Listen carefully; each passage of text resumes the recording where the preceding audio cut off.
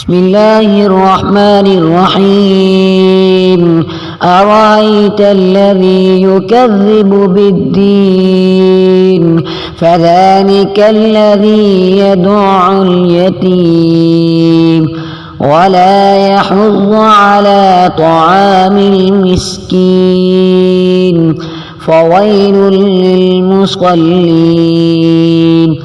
الذين هم عن صلاتهم ساهون الذين هم يراءون ويمنعون الماعون.